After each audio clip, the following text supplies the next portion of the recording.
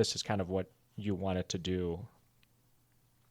What happened after you had decided that? Do you remember, like, were you now starting to think, like, okay, what do I do as far as college after high school?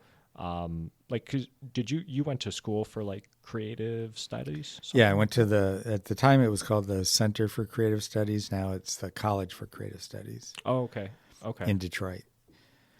And, well, all through junior high and high school, I started, thinking, okay, I definitely want to be a Marvel Comics artist.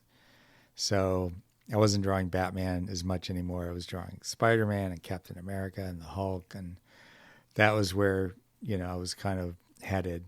Hmm. And then when I got into college, I I remember like the first couple of years, every assignment I got, I would try to make it a comic assignment. Like even if it really wasn't, I would try to shoehorn comics into it somehow. Yeah. And uh, and I thought, I'm gonna really pursue this. And the more I learned about the comic book industry, the more I realized that there were no publishers anywhere at the time but New York City.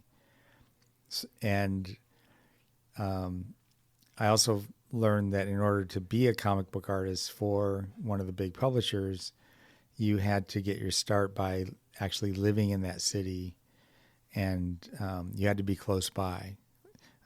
If you establish yourself, they would let you at some point, you could live anywhere and you could just mail things in. But in order to really get started and get your feet wet, they wanted somebody who was there kind of at their beck and call. Hmm.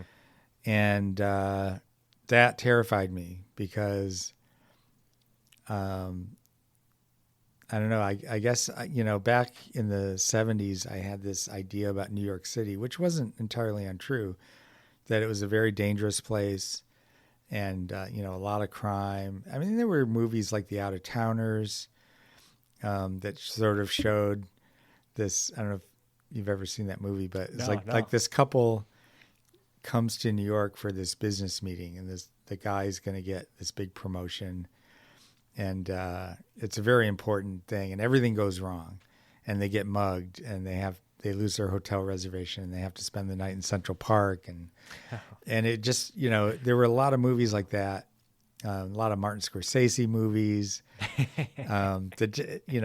crime dramas on TV that were set in New York. Just a lot of depictions of New York as a bad place to live, and that was kind of stuck in my head. And I'd never been there, but I kind of prejudged it.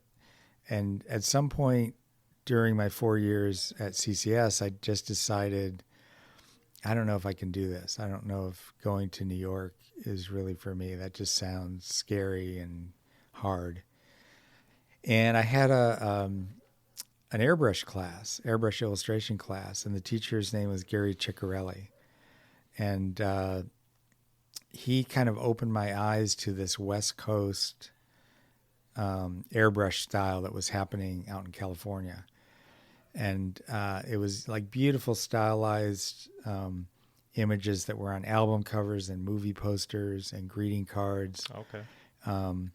Lots of, like pinup girls and palm trees and beautiful sunsets and, just a real glamorized vision of the world, through these airbrush artists.